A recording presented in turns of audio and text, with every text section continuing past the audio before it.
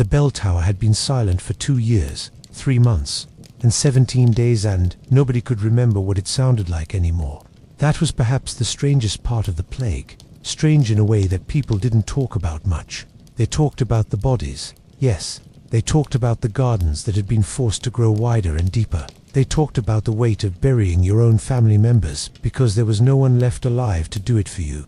They talked about the hollow ache of being surrounded by people who should be there but weren't. But they didn't talk much about the silence of the bells. They didn't talk about how the absence of sound could be worse than the absence of people. How a mute bell tower could make a living city feel more dead than any graveyard. The bell ringer had been the first to die in Thornwick. His name was Henry, and he had rung the bells every day at dawn and at dusk for 43 years. He had rung them for weddings and funerals, for festivals and dangers, for ordinary passing days that no one had thought to remember as they were happening.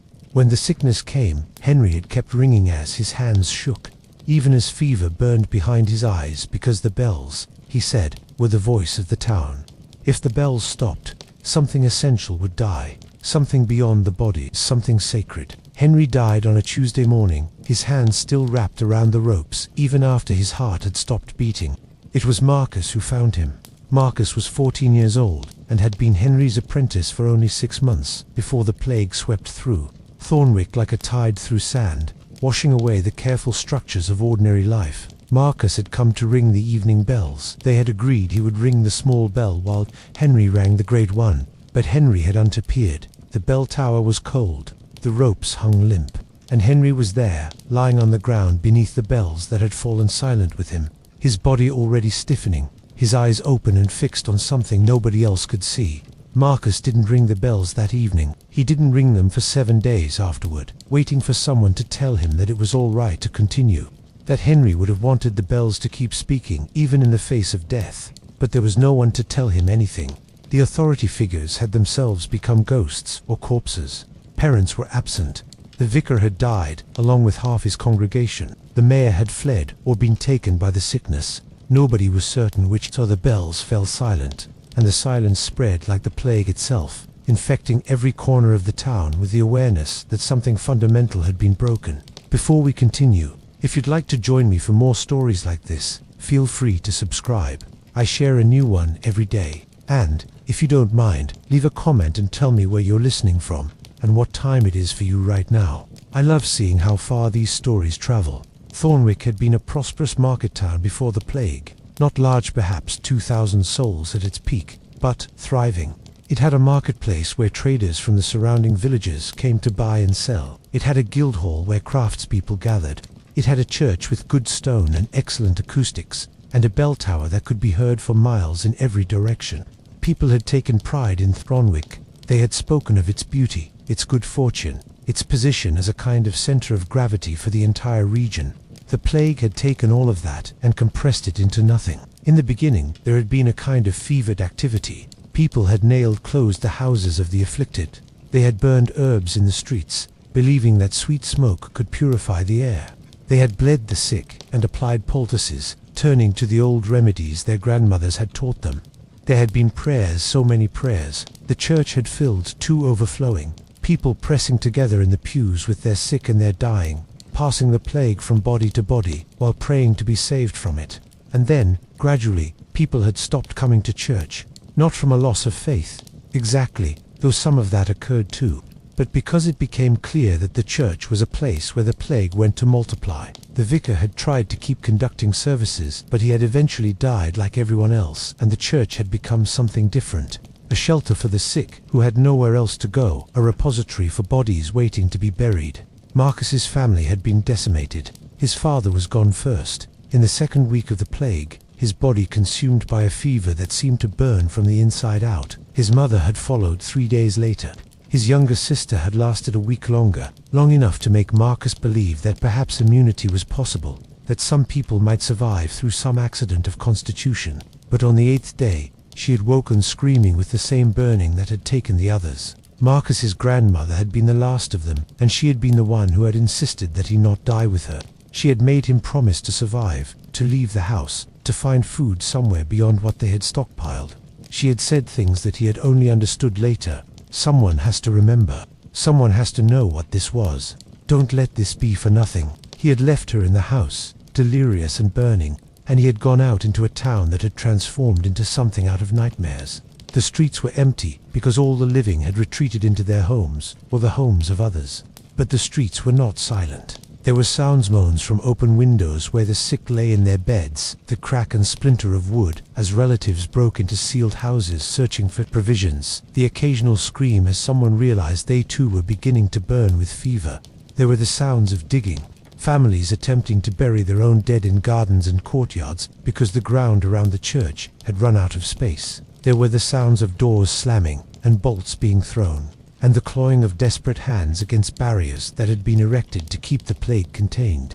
And underneath it all, there should have been the bells. There should have been the constant, steady voice of Thornwick calling out its hours, marking time, providing a sense of order and continuity. But instead there was only the absence, a silence so profound that it seemed to have weight and presence of its own. Marcus had wandered the empty streets, his own body whole and healthy, trying to understand how he could still be alive when so many others were dying.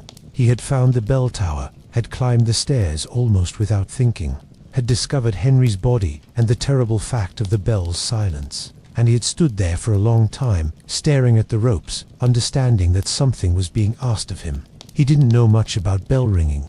Henry had been teaching him, but they had only had 6 months together, and there was much he hadn't learned. But he knew the basics, the weight of the bell, the rhythm of the pull, the way your whole body had to be involved in the act of ringing. Marcus had walked down the stairs and out of the bell tower. It wasn't courage that stopped him from ringing the bells that day. It was something else, a kind of numbness, a sense that ringing them alone would only emphasize the silence that had swallowed the town. The bells needed to ring in a town that was alive. There was no point in ringing them for an audience of ghosts and dying people. So the silence had continued. And in the silence, the plague had grown fat and lazy, secure in its dominion. 3 months into the silence, Marcus was nearly dead himself. He had survived on rats he caught in the cellars, on old grain he found in sealed storehouses, on water from the well that he prayed had not been poisoned. He had taken shelter in the bell tower because it was high and relatively safe, away from the chaos of the streets below. He had kept watch over the town from the high windows, observing the slow process of death, working through it like a tide going out, leaving wreckage in its wake. By the 3rd month, the wreckage had stopped moving. The town had achieved a kind of terrible equilibrium. The people who were going to die had mostly died. The people who were going to survive had begun the strange process of adaptation to a world without most of the population. Perhaps 30 or 40 people remained alive in Thornwick. Marcus had never counted. But it was enough that he would occasionally see someone moving through the streets, some fellow survivor, some evidence that the town wasn't entirely depopulated. It was during this period of equilibrium that Marcus first saw the old woman. She was walking through the marketplace as if the plague had never happened, as if she was simply going about her ordinary business on an ordinary day. She was moving slowly, leaning heavily on a stick, but she was moving with purpose. She wore clothes that had been carefully maintained, that were clean despite the general filth that had accumulated everywhere. Her hair was white and braided. Her face was lined with age, but her eyes were clear. Marcus watched her from the bell tower window as she moved from building to building, stopping at each one briefly, as if taking inventory. She paused longest at the church, standing in the doorway and looking inside for what must have been 5 minutes. Then she moved on, checking the guild hall, the marketplace, the various shops and homes that had once been centers of Thornwick's life. When she reached the bell tower, Marcus felt something stir in him, alarm or hope. He couldn't quite tell which. The old woman climbed the stairs. He heard her slow, labored breathing as she made her way up the many flights. It took her a long time. Marcus considered moving, considered hiding, but instead he sat where he was, waiting. When the old woman emerged into the bell chamber, she was breathing heavily, but she didn't seem surprised to find him there. She sat down on one of the old wooden benches that had been placed around the bells decades ago for the use of the ringers, and she waited until her breathing returned to normal. "You're one of Henry's people," she said finally. It wasn't a question. Marcus nodded. "I'm Sarah," the woman said. "I've lived in Thornwick for 63 years. I lost everyone. 4 children, 2 husbands, 6 grandchildren. All of them, I should be dead too. The sickness found me early, burned me for 3 days and 3 nights. I thought I would die, but I didn't. and I've been trying to understand why." She paused, looking out over the town from the high windows. "I came to the bell tower because I needed to know why the bells have been silent." She continued, "The bells have been the voice of this town for longer than I've been alive. I can remember when they were new. I was 7 years old, and they brought them in on a wagon, and we all gathered to watch as they were hung. My father said it was a sign that Thornwick was going to be something great, something important. The bells would call our celebrations and mark our sorrows. They would be our voice to the world. Henry died," Marcus said quietly. "He rang the bells even while he was sick, and then he died." "Of course he did," Sarah said. "That's what Henry would do." Henry understood something that most of us never learn, that the bells matter more than any individual person. The bells are the continuity. The bells are what remain when everything else is gone. She looked at Marcus with an intensity that made him uncomfortable. "The plague is ending," Sarah said. "I can feel it. The sickness has taken what it could take, and now it's moving on. In a few weeks, in a few months, people will realize that it's safe to come out of their houses again. They'll venture into the streets. They'll look for their neighbors. They'll try to salvage what's left." "There's nothing left," Marcus said. "There's the bell tower," Sarah replied. "There's the bells. There's the sound that will call out across the empty fields and say, 'Thornwick lives.' Some of us survived. We're here. We continue." She stood up slowly, using her stick to support her weight. "When people start to emerge," she said, "they'll need to hear the bells. They'll need to hear a sound that reminds them that they're still connected to something beyond themselves, something beyond their individual losses. Will you ring them?" Marcus didn't answer immediately. He thought about Henry, about the weight of the bell rope in his hands, about the responsibility of being the voice of the town. "I don't know how," he finally said. "Henry was teaching me." "But you know enough," Sarah interrupted. "I can see it in you. You know the rhythm. You know the weight. You only need to believe that it matters." She walked to the stairs, then paused. "My name is Sarah Wayne. I live in the cottage at the east end of the town, the one with the blue door. I survived because I need to, because something needs to continue.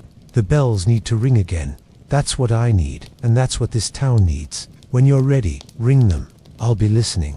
And with that, she made her way down the stairs, her footsteps echoing in the stone tower. Marcus sat alone in the bell chamber, surrounded by the great bells that had been silent for 3 months. He reached out and touched one of them, running his hand across the cold metal. The bell was inscribed with words in Latin, words about faith and continuity, and the sound that carries across the void. That evening, as the sun was setting and the light was turning golden, Marcus grasped the rope of the smallest bell. He pulled, tentatively at first, then with more confidence. The rope moved in his hands with a smoothness that surprised him, his whole body engaged in the motion, exactly as Henry had taught him, and the bell rang out. The sound was so loud, so sudden, that Marcus almost let go of the rope. It filled the bell tower, filled his body, seemed to fill the entire world. For 3 months, Thornwick had been silent, deeply, profoundly silent, and now, that silence was broken. The sound rang out across the empty town, across the fields beyond, carrying into the darkness that was gathering. Marcus rang it 3 times, 3 slow, deliberate peals, and then he stopped, breathing heavily, amazed at what he had done. From somewhere in the town, he heard an answering sound. It might have been his imagination, but he didn't think so. Someone had heard the bell, someone had recognized it. The next morning, Marcus rang the bells at dawn. He rang them as Henry had taught him, using the full complement of bells, creating a pattern that rose and fell and swelled. His hands were blistered by the end of it, and his shoulders ached, but the bells sang. They sang to the rising sun. They sang across the rubbled town. They sang to anyone who had survived and was listening. By that evening, Sarah had appeared at the bell tower again. She wasn't alone this time. There were 3 other people with her, a man and 2 women, all of them old or middle-aged, all of them wearing the particular exhaustion of those who had lost everything to the plague. "Keep ringing," Sarah said simply. "They came because they heard the bells. There are others still in their homes, afraid to come out. But they'll hear the bells, and gradually, they'll understand that it's safe. The bells are saying, 'We survived. We're still here. Join us.'" Over the following weeks, the bell tower became the center of Thornwick's rebirth. Marcus rang the bells at dawn and at dusk, just as Henry had done, but he also rang them at other times, At midday, when people needed to know that time was still passing. In the evening, when everyone gathered in what had been the marketplace. The sound of the bells became the rhythm of survival, the heartbeat that said, "We live." People emerged from their homes, slowly at first, tentatively, as though the world might still be dangerous. They looked at each other with a kind of shocked recognition, seeing those who had made it through the plague's gauntlet. There were embraces and tears and moments of silence when someone realized that the person they were looking for was not among the survivors. The count eventually settled at 42. 42 people out of 2,000 had survived the plague in Thornwick. Some had immunity. Some had been fortunate enough to isolate themselves early. Some simply carried an inexplicable resistance in their bodies, a quirk of constitution that had saved them. The 42 survivors were a strange collection. There were children who had lost their parents. There were parents who had lost their children. There were people who had lost everyone, and everyone who had lost almost everyone. There was Sarah, who seemed to have become the de facto leader, though no one had voted for her. No one had even asked if she wanted the position. She simply had clarity and purpose in a world of confusion, and people followed her. The first task was burial, proper burial. The plague dead had been hidden and covered and burned, but there had been no proper rites, no real graves with markers. So the survivors spent the first month digging graves and composing lists. They listed the names of the dead on wooden boards that they placed in the cemetery.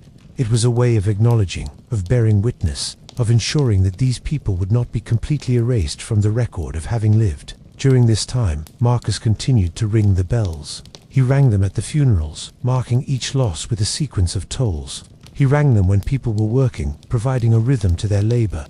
He rang them to celebrate the small victories, the first vegetables growing in a garden that had been allowed to run wild, the first livestock acquired from nearby villages, the first time someone really laughed, not from hysteria but from genuine amusement. The sound of the bells changed the town. It became a place where people felt held, contained, connected to something larger than their individual traumas. The bells said, "Your loss matters, your survival matters, you are still part of a community." Sarah came to the bell tower frequently. Sometimes she would climb the many flights of stairs just to sit with Marcus while he worked. Other times she would bring food, which they would share at the high windows while looking out over the town. "You know what Henry understood," Sarah said to him one afternoon. He understood that a bell ringer is not just a person who makes noise. A bell ringer is a caretaker of the town's emotions. When you ring the bells, you're not just marking time. You're saying something about what the people below are feeling. You're giving voice to their joy and their sorrow and their ordinariness. You're saying, "You are not alone in this. How did you survive?" Marcus asked her one day. He had been curious about this but hadn't wanted to ask, hadn't wanted to seem callous or morbid. But Sarah seemed to invite these kinds of direct questions. "I was meant to," she said simply. "I don't know why. God has his reasons. Or maybe it's just luck. Or maybe there's no reason at all. But I survived, and I have to find a use for that survival. I have to make it matter." "What are you going to do?" Marcus asked. "I'm going to help this town rebuild," she said. "I'm going to make sure that the 42 of us who survived become a community again, not just a collection of traumatized individuals. And you're going to help me do that by ringing the bells." The second winter after the plague was difficult. The survivors had become stronger over the year, had begun to form new bonds and structures. But there was a fragility to everything. People would have setbacks. Someone would lose a child to ordinary illness, not the plague, but fever or flux or some other ailment that in the old world would have been manageable but which now seemed impossibly dangerous. And when that happened, the bells would toll, and people would gather, and the community would absorb the loss. It was Sarah who realized that they needed more structure, more ritual. She worked with the few who had religious education to compose services that could be held in the church again. The church had been a charnel house during the plague, and it had taken weeks of work to cleanse it, to bury the bodies properly, to try to return it to something sacred. When the first proper service was held, Marcus rang the bells to call people to it. He rang them slowly, deliberately, in a pattern that invited rather than demanded. 38 people came. 4 of their number had died during that first winter, had not been strong enough to survive the hunger and cold. They filed into the church and sat in pews where bodies used to lie. They prayed, or tried to, and sang hymns that felt strange in their mouths after so long in silence. Sarah stood at the front of the church. She was Onta Vicano. One among the survivors had the training, but she spoke with authority about what they had endured and why they should continue. "We were spared," she said, her voice carrying in the cold stone space. "We don't know why. We don't know what we did to deserve survival when so many better people died. We may never know. But we're here, and that means something. It means we have a responsibility to carry forward what was lost. We have to remember the 2000s. We have to ensure that what they were doesn't disappear entirely from the world." Afterward, people lingered in the church, as if reluctant to leave the space that had held them all together, and Marcus, from the bell tower, continued ringing the bells softly, providing a kind of gentle accompaniment to their gathering. By the 5th year after the plague, Thornwick had begun to feel almost normal again.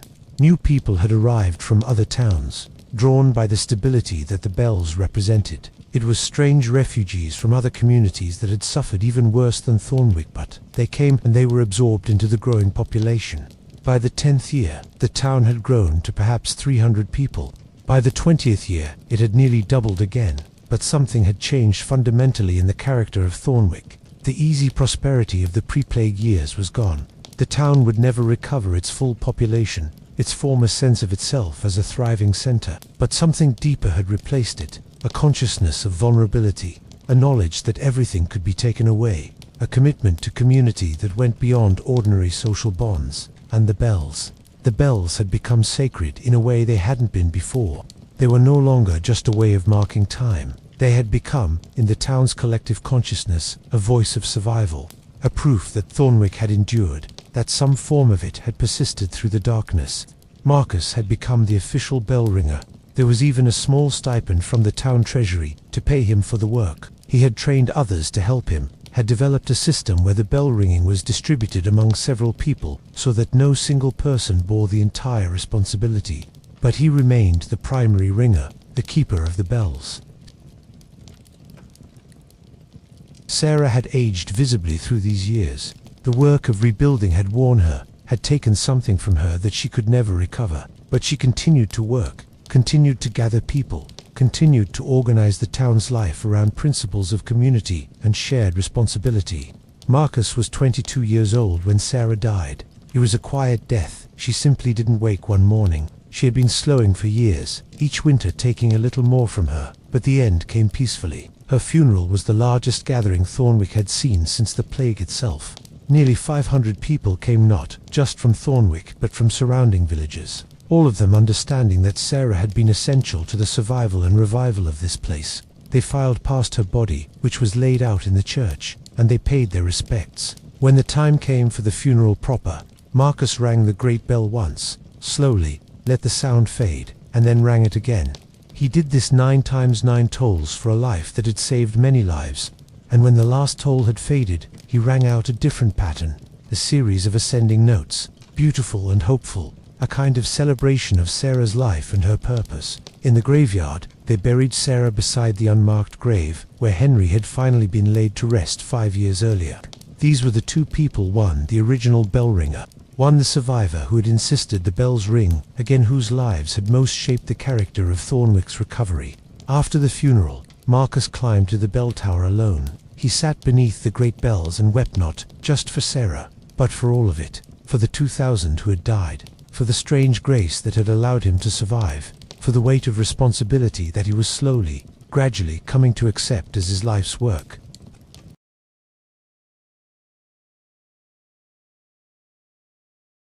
Another 20 years passed. Marcus was now in his 40s, grey beginning to show in his hair, his hands scarred from decades of pulling bell ropes. Thornwick had grown to nearly 1,000 people. It would never return to its pre-plague population, but it had become stable, and in that stability had found a form of prosperity that felt more genuine than what it had enjoyed before. The bells had become famous in the region. Other towns had heard about Thornwick's resurrection, about the way the bells had been its voice and its salvation. Some of these towns had attempted their own bell-ringing traditions, had tried to capture the same magic, but there was something unique about Thornwick's bells, something that everyone seemed to recognize. They carried the weight of actual survival, actual loss, actual resurrection. Pilgrims had begun to come to Thornwick, specifically to hear the bells. They would arrive in the market, spend time in the town, climb the bell tower stairs to meet Marcus, and to hear from him the story of the plague, and the silence, and the ringing again. He told it many times, and it never grew old. If anything, the telling seemed necessary. It was a way of ensuring that what had happened would be remembered, that the lessons learned would not be forgotten. One such visitor was a young woman named Catherine. She arrived in early spring, when the bells were ringing out the call to renewal, the promise of the seasons turning. She went immediately to the bell tower and climbed the stairs. Marcus was ringing the midday bells when she arrived, and he didn't immediately notice her. But when he finished the sequence and turned around, he found her standing in the bell chamber, tears streaming down her face, listening to the last echoes of the ringing fade into silence. "I lost my family," she said without preamble. 3 years ago, a different plague, but the same kind of thing. Most of our town died. I was one of the survivors, and I didn't know why. I didn't know what I was supposed to do with that survival. And then I heard about Thornwick. I heard that your town had survived, that your bells had called people together, that the recovery was possible, and I had to come. I had to know how to do it. Marcus gestured for her to sit, and he told her the story. He told her about Henry and the silence. He told her about Sarah and the decision to ring again. He told her about the long, difficult process of rebuilding trust in a community that had been shattered. He told her about the meaning the bells had come to carry. Catherine listened intently, and when Marcus finished, she was quiet for a long time. "Can you teach me?" she finally asked. "Can you teach me to ring the bells? I want to go back to my town and teach them. I want to help them find the sound they lost." And so Marcus began to train Catherine, not just in the mechanical art of ringing bells, but in the deeper philosophy of what it meant to be a bell ringer. After plague, after survival, after loss, she stayed in Thornwick for 3 months, learning the rhythms of the bells, understanding how different sequences could convey different meanings: mourning, celebration, warning, hope. She climbed the stairs every single day, sometimes multiple times, pulling the ropes until her hands blistered, and then continuing past the blistering. She learned the names of all the bells, learned the individual character of each one, learned how to balance them in creating patterns. And gradually, she learned something else: how to grieve and continue at the same time, how to honor what was lost while building what could still exist, how to be a voice for a community that needed to hear that it was not alone in its suffering. On the day Catherine left Thornwick, the entire town gathered. Marcus rang the bells as she prepared to depart, and the sound that poured down from the tower was not exactly joyful, but it was hopeful. It was the sound of continuity, of knowledge passing from one generation to the next, of survival being woven into an ever larger tapestry. Catherine's hands were blistered and scarred from her training. Her shoulders were strong from pulling the ropes, and she was carrying with her a bella, small one, forged by the blacksmith at Thornwick's requests, that would serve as a starting point for her own town's resurrection. "Ring it first alone," Marcus told her as she prepared to leave. "Ring it so that everyone knows you're there, so they know that survival is possible. Then, when they're ready, ring it with others. Let the bells bring people together." Catherine nodded. She hugged Marcus, and he felt something shift in him, a sense that his role was changing, that he was becoming not just a bell ringer, but a teacher of bell ringing. Not just someone who marked Thornwick's survival, but someone who helped other communities find their own way back from darkness. By the time Marcus was 70 years old, there were bell towers ringing in 12 different towns in the region, all of them trained in the Thornwick method, all of them carrying the philosophy that bells were not just timekeepers, but voices of community and survival. The bell tower in Thornwick had become something of a training center. Young people came from surrounding regions to learn the art and craft of bell ringing. Some stayed for a season, others for years. Some returned to their homes and became the bell ringers for their own communities. Others stayed in Thornwick, becoming part of its fabric, continuing the tradition that had been born in silence and darkness. Marcus had trained his replacement years ago, a young man named Thomas, who had the same instinctive understanding of the bells that Marcus had possessed since his apprenticeship with Henry. Thomas was now in his 30s, strong and skilled, and he was becoming the voice of the town, while Marcus gradually stepped back from the daily ringing. But Marcus still came to the bell tower every day. He would sit in the upper chamber and listen as Thomas rang the bells, and he would remember Henry, remember the silence, remember Sarah climbing the stairs with her request that the bells ring again. It was in his 72nd year that Marcus fell ill. It wasn't the plague. The plague had long since faded from the world, had become a terrible memory, and then a story, and then history. It was simply age. the body wearing out after decades of hard work and stress and carrying the weight of a town's survival. Thomas tried to help him continue, but Marcus found himself increasingly unable to manage the climbing. His hands were too stiff in the mornings, his breathing became labored during the walk up the stairs. Gradually, he surrendered to the reality that he would have to fully pass the work on what would be his final day ringing the bells. Marcus asked Thomas to help him to the bell chamber one last time. Thomas supported him as they climbed the stairs slowly, Marcus pausing frequently to catch his breath. The bell chamber, which had been his refuge and his workplace for 60 years, seemed smaller now, more intimate. Marcus moved to the rope of the smallest bell, the one he had first rung that evening after Sarah's visit, the one that had broken the terrible silence. "Let me do it one more time," he said to Thomas. Thomas stepped back and watched as Marcus grasped the rope. His hands shook, but they still held the strength born from decades of use. He pulled, and the bell rang out, a single clear peal that seemed to carry all the weight and meaning of everything that had happened in this tower. The sound hung in the air. In the streets below, people looked up, understanding without being told that something significant was occurring. Marcus rang the bell 3 more times, for tolls, like a mark, like a period at the end of a chapter, and then he released the rope and turned to Thomas. "The bells are yours now," Marcus said. "Take care of them. They're not just metal and sound, they're the voice of Thornwick. They're what we are as a people. As long as they ring, we continue." Thomas nodded, tears on his cheeks. "I will," he said. "I promise." Marcus died peacefully in his sleep 1 week later. He was 72 years old, and he had given 58 years of his life to ringing the bells of Thornwick. His funeral was the largest gathering the town had ever seen. Thousands came not just from Thornwick, but from all of the surrounding towns that had been trained in the bell-ringing tradition. The streets filled with people mourning a man who, in many ways, had been the voice of their salvation. Thomas rang the great bell once for each year of Marcus's life. 72 long, slow tolls, each one carrying the weight of a year lived in service to the community. When the final toll had faded, Thomas rang out a complex pattern, kind of improvisation that seemed to capture Marcus's entire life, all the joy and sorrow and purpose that had been contained in those decades of ringing. In the graveyard, they buried Marcus beside Sarah, beside Henry, in the ground that had become sacred through their sacrifice and their dedication. After the funeral, Thomas climbed to the bell tower alone. He stood in the chamber where 3 generations of bell ringers had worked, where Henry had died, and where Marcus had rung the bells for nearly 6 decades. He looked at his own hands, which had been trained by Marcus, which would now carry forward what Marcus and Henry and Sarah had begun. Thomas was 35 years old. If he was fortunate, he had at least 30, possibly 40, more years of ringing ahead of him. He thought about the bells that would need to be rung in that time.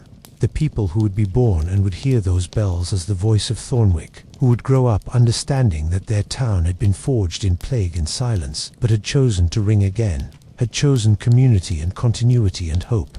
That evening, at dusk, Thomas rang the bells. It was his first official ringing as the primary bell ringer of Thornwick. He brought to the work everything that Marcus had taught him, everything that Henry had learned in his decades of service, everything that Sarah had understood about the importance of these bells to a community's survival. The bells sang out across the town, and in that singing, something was preserved and something was begun.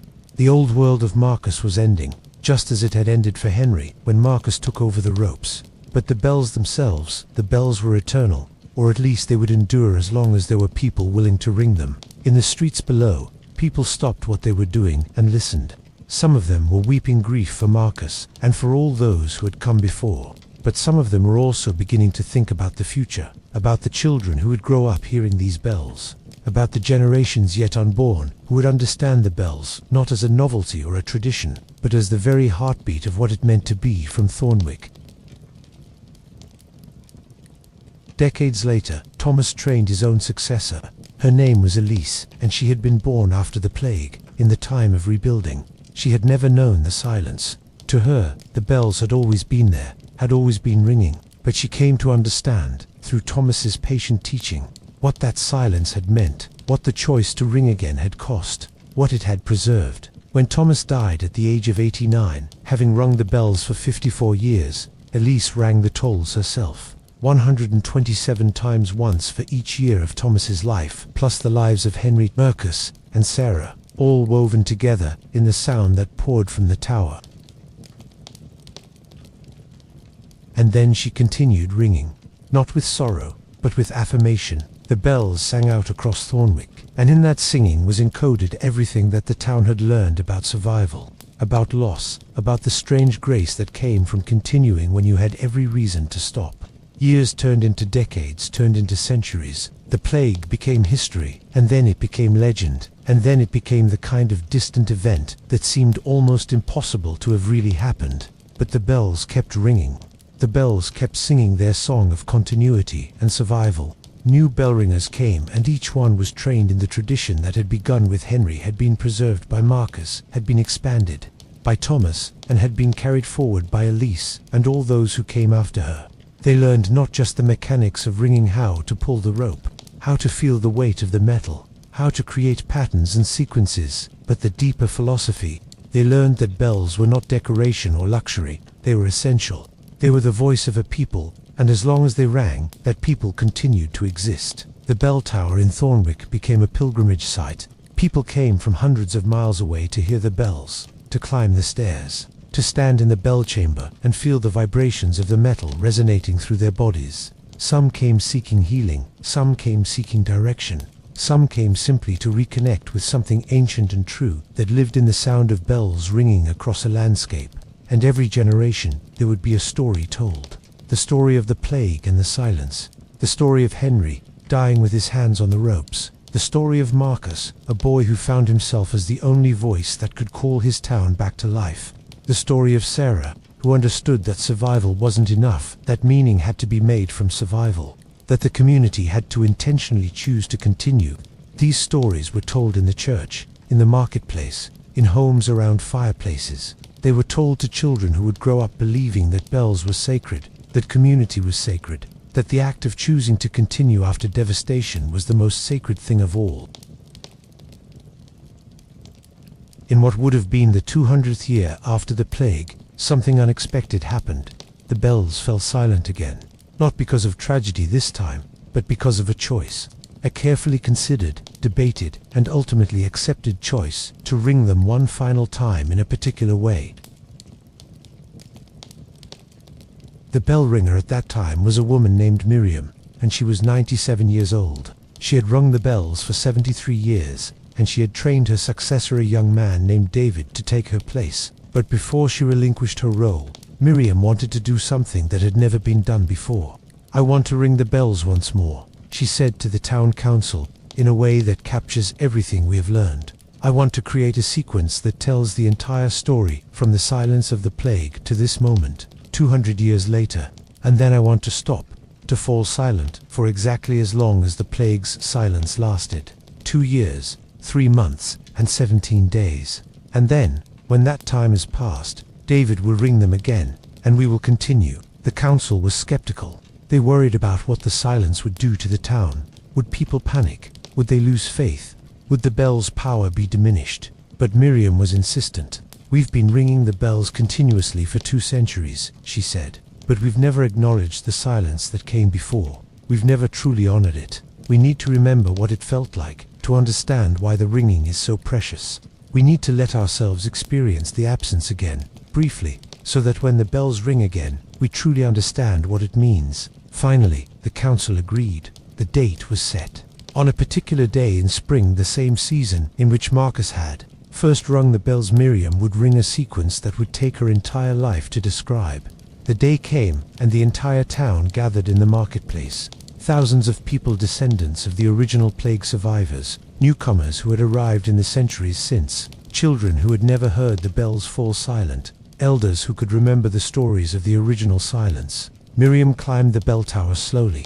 She was supported by David, who had to help her up each flight of stairs.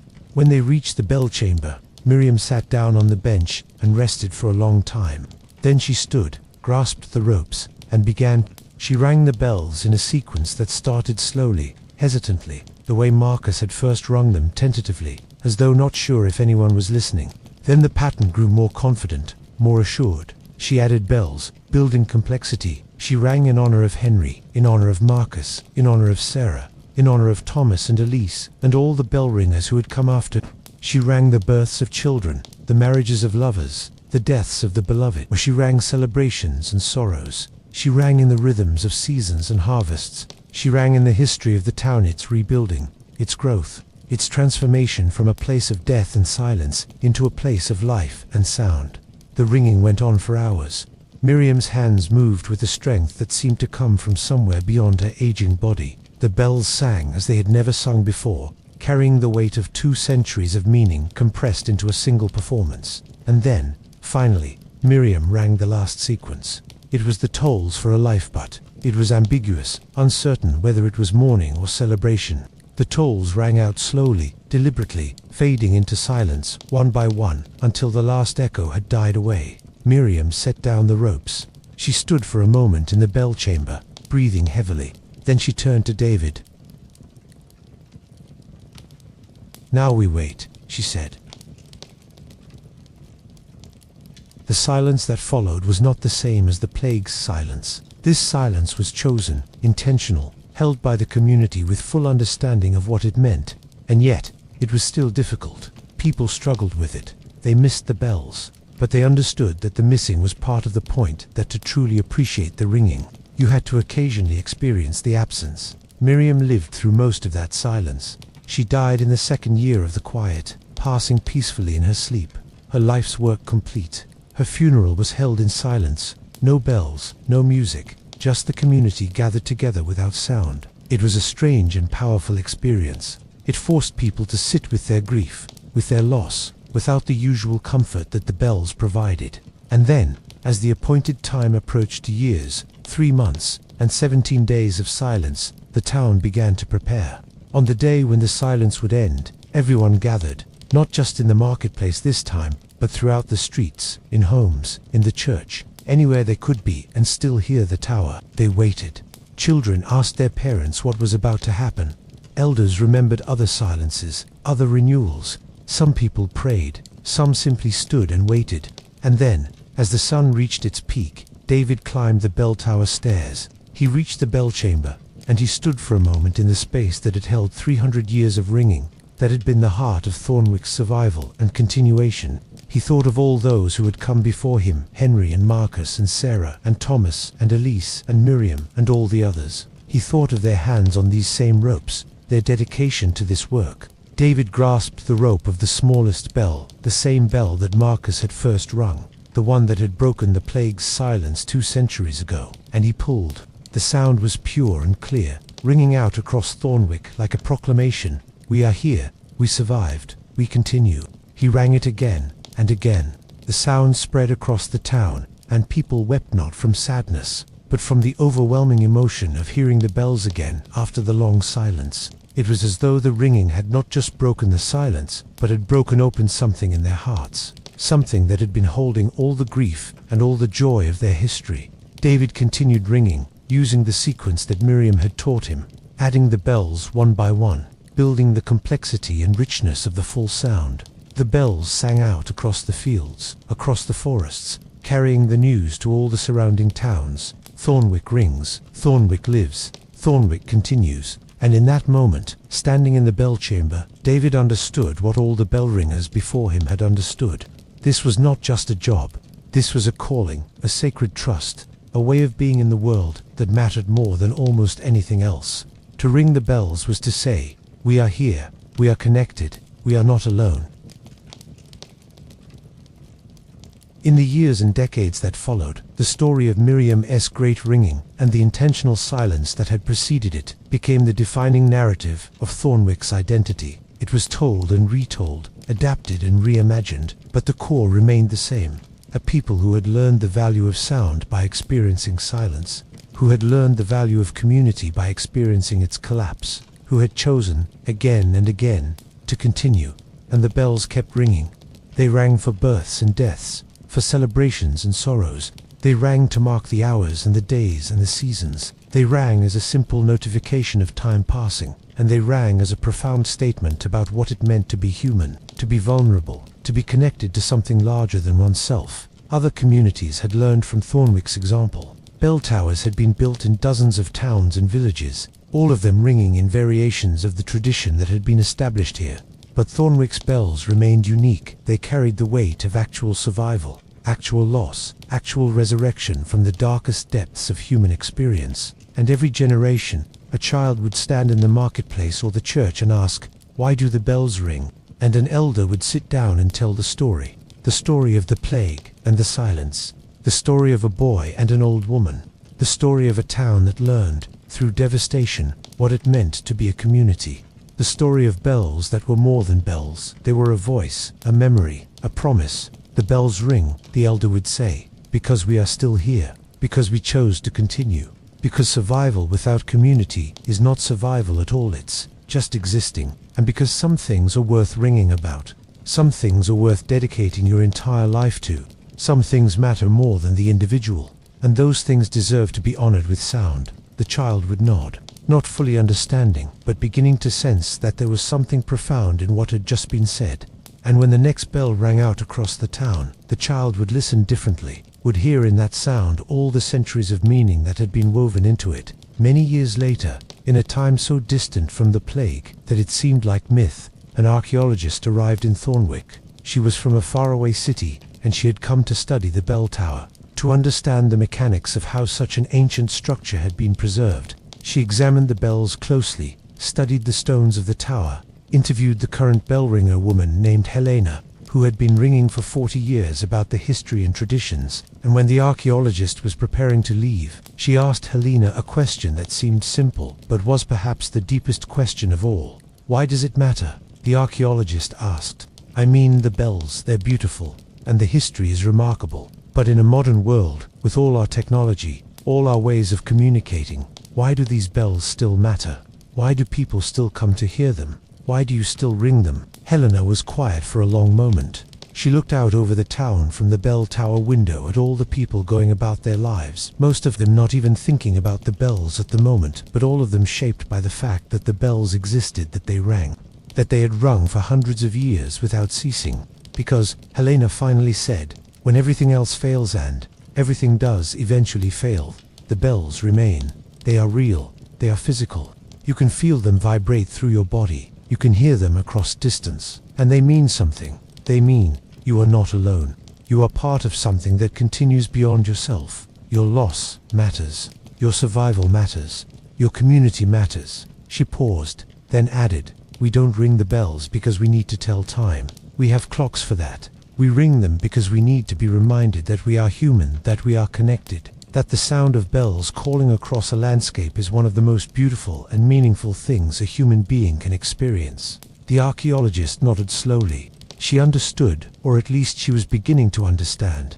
She asked if she could stay for one more day, to hear the bells rung one more time. Helena smiled. "The bells ring at dawn," she said, "and they will keep ringing, as long as there is someone to ring them." The next morning, Helena climbed the bell tower stairs. She was 73 years old now, and she knew her time as the primary bell ringer was drawing to a close.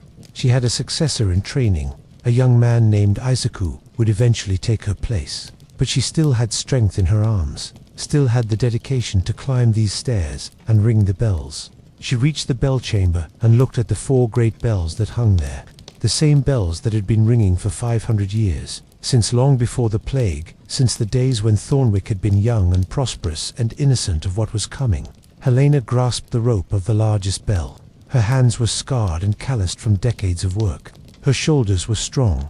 Her heart was full of everything these bells meant, everything they had come to represent. She pulled, and the great bell rang out a sound so pure and so full that it seemed to contain within it all of time, all of history, all of human experience compressed into a single moment. The sound spread across Thornwick, across the forests and fields beyond, carrying the message that had been carried for 5 centuries. We are here, we survive, we continue, we ring. And in the streets below, people stopped and listened. In homes, children paused in their play. In the marketplace, merchants halted their transactions. In the church, prayers were interrupted. All of them hearing the same thing, all of them understanding, whether consciously or not, that they were part of something ancient and true and worth preserving. The archaeologist stood in the marketplace and listened to the bells. She thought about all the civilizations that had risen and fallen, all the cultures that had been lost to time, all the communities that had tried to preserve themselves and had failed. And here, in this small town called Thornwick, something had endured, not through wealth or power or technological sophistication, but through something simpler and more profound: the choice to continue, the choice to ring the bells even when everything gave them reason to fall silent. She closed her eyes and listened, and in that listening, she heard not just bells, but voices. The voice of Henry, ringing until death took him. The voice of Marcus, choosing to ring when all reason suggested he should stay silent. The voice of Sarah, understanding that survival without community was meaningless. The voices of all the bell ringers who had come after, each one adding their own strength and dedication to this unbroken chain of sound stretching across centuries. The ringing continued, and it would continue, as long as there were people in Thornwick, as long as there were people who understood the meaning and power of community, as long as there were hands willing to grasp the ropes and hearts willing to dedicate themselves to this work, the bells would ring. The plague had taken almost everything.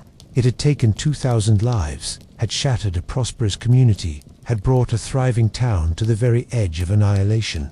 But it had not taken the bells, and it had not taken the choice to ring them again. And in that choice, in that ongoing decision to let the bells speak for the community, something had been preserved that no plague could destroy. Something that would outlast all of them, Helena and Isaac and the archaeologist and all those yet unborn. Something that mattered, that would always matter, as long as there were ears to hear it and hearts to understand its meaning. The bells rang on, ringing still, ringing always, calling across time and space to all those who listened. You are not alone. You are part of a community. Your loss is witnessed. Your survival is precious. Your voice matters. Ring the bells. Always ring the bells. Let the world know that you are here, that you continue, that you choose to persist in the face of darkness. Ring the bells, and in their ringing, find the reason to live another day, to build another day, to love another day. Ring the bells, and let that sound be your answer to the silence, your proof against the darkness, your promise to all those who come after that something sacred will be preserved, something meaningful will endure, something true will continue. The bells rang. The bells would always ring. And in that eternal ringing was contained the entire story of what it meant to be human, to survive, to grieve, to continue, to choose community, to ring the bells even when the world seems determined to fall silent. This was Thornwick. This was the town that learned to sing again after the plague. And as long as the bells rang, what had been learned here would never be forgotten.